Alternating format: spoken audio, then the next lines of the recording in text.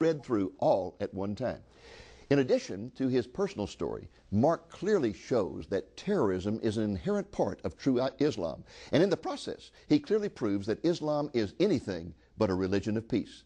The book is easy to read. It will open your eyes to the truth about Islam. You will come to understand that we are really not in a war against terrorism. Rather, our war is with fundamentalist Islam.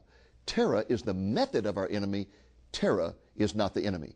To get a copy of this book, give us a call at the number you see on the screen. The book can be yours for a donation of $15 or more, including the cost of shipping. One reviewer wrote, "Given Gabriel's background as a former Muslim professor of Islamic history, this book is a bombshell because it is so authoritative. Here we have a former insider of Islam who knows the true connections between Islam and jihad, the Muslim faith, and terrorism. He is politically incorrect because he does not play the game of saying that the terrorists are the extremists, fanatics, but rather shows that the terrorists are true followers of their religion." Another reviewer wrote, "What most struck me about this book is the love he has for Muslims and his fellow countrymen. This is not a book that bashes Muslims or Islam. It's a book that invites the reader to fully understand Islam and what the Quran really teaches in context." Folks, this is a definite must-read. Get ready to take a lot of notes. Again, you can get a copy by calling the number on the screen and making a donation of $15 or more. Ask for the book by name, Islam and Terrorism.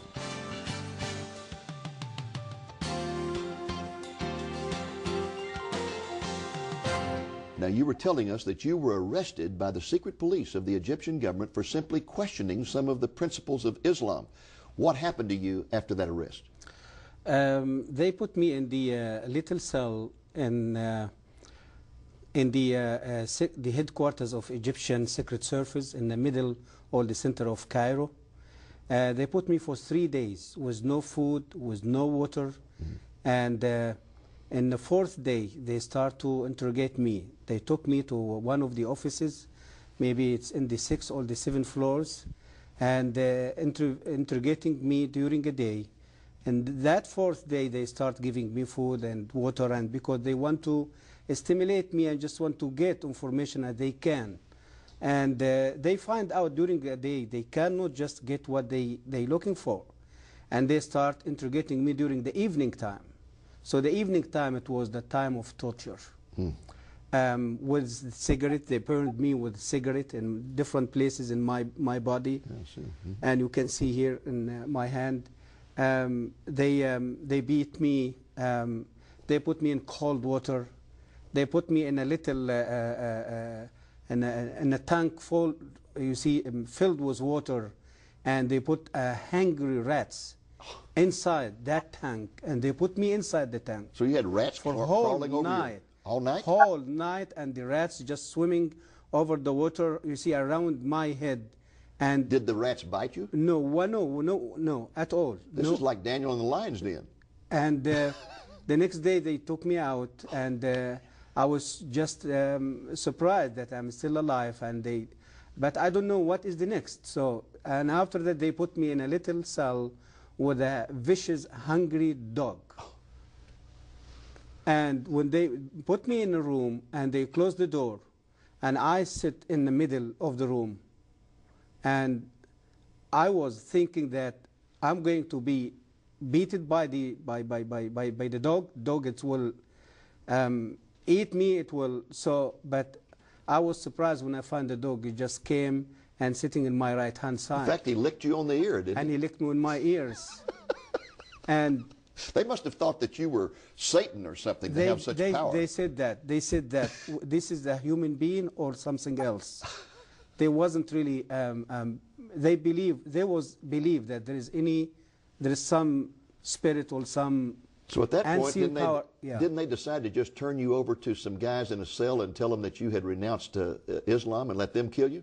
Yeah. So this is the understanding that I've been questioned by professors at the university. I've been fired by the university. To them, means this guy, he's just out of Islam now. He's convert now. In fact, they wanted to find out what missionary had converted you, didn't they? Exactly. And you hadn't been converted. Exactly. No, I have no idea about Christianity in that time. Yes. About Christ. I never even discussed Christianity. But automatically in Egypt, when someone decides to leave Islam, Yes.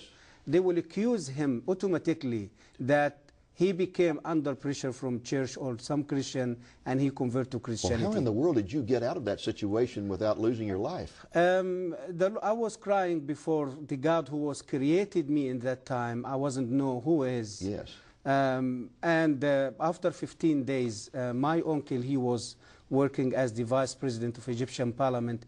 He was visiting Russia at that time. When he came back and he heard about my kidnapping, and so he came with permission from the government, and he came with his car and he took me out of the So prison. you got out of prison due to the political influence of a relative who had been out of the country. Absolutely. And then when you went home, I understand your father tried to kill you. My father, he tried to kill me later, after 1 year searching for God, find out who is God, you see, till I received a Bible from a Christian pharmacy. So when I start reading the Bible, I start to find the truth about Christ. After I give my life to the Lord, I lived 1 year, whole year as a secret believer. So you when my father heard about my conversion, he shot me with his own gun. He tried to kill me. So you were given a Bible by a Christian pharmacist, and that brought you to the Lord. Yes. And when that happened, your father decided to kill you for the honor of the family, I guess. Because, yeah, he just felt there is a shame going to be over him and all the life, or the family, even the community. And so he shot at you several times and all the bullets missed. No one bullet missed me, about maybe 5, 6 bullets. I understand that your sister finally got your passport, got you out of the country, and where did you go? When my father, he just shot me and tried to kill me, I was running away from his face, and I went to my sister, and in my sister's house, I put the whole situation in front of the Lord, and the Lord showed me to get out of Egypt in the same evening, same day. My sister helped me. She brought my stuff. And where did you go to when you fled? I fled to South Africa by the road, traveling from Cairo to South Africa for 3 months over the road. And I was the first Egyptian who did overland journey between Cairo and Johannesburg the trip take almost 3 months. Okay, and so then you get to South Africa, and did you meet some Christians there? Yes, in South Africa I met with many Christians, and many churches, they start to hear about my story because the public media in South Africa, they wrote articles and published articles about my story. And my. Is it true that assassins were sent to South Africa to kill you? Absolutely. In South Africa, especially after I wrote my first book in South Africa, and my activity became very well known, and Muslim community, they felt they threatened by my activity there, and by this book was released there in Johannesburg in 1996, and they tried to end my life there few times. This religion of peace, just because you question Islam, this religion of peace kidnaps you, tortures you, tries to kill you, and even sends assassins to kill you in South Africa. Yeah. That's some religion of peace, isn't it? Yeah, this is how the world really been deceived by the media, by the world media, the secular media, by Islam. It's not religion of peace. Well, Mark, we're going to pause again here, folks, and we'll be back with you in just a moment. Are you receiving the Lamplighter magazine? If not, then give us a call and request your free subscription today. Every other month, you can look forward to relevant, biblical, and captivating articles. All you need to do is call us at 1-800-705-8316 during our regular business hours, 8 a.m. to 5 p.m. Central Time, or email us at lamblion.com and let us know that you would like to start receiving the Lamplighter. And if you contact us this week, we'll make sure that you get a copy of this Lamplighter devoted to the truth about Islam.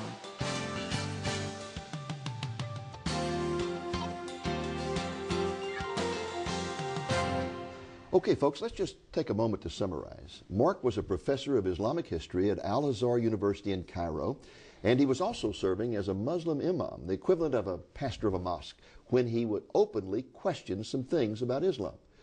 He was immediately arrested. He was tortured for several weeks, and when he was finally released and went home, his own father tried to kill him. You were finally able to escape to South Africa, Mark. Yes. And tell us, When you arrived in South Africa, you said you met some Christian friends. In fact, I think you lived with a Christian family for a while. Yes. But let's just back up for a moment, because I know you became a Christian before you left Egypt. Egypt, yes. What appealed to you about Christianity? Before I met with Christ, I lived for 34 years under Islam, believing in Islam, serving Islam, learning about Islam, teaching about Islam. And I lived another year without faith. After I find myself, I'm already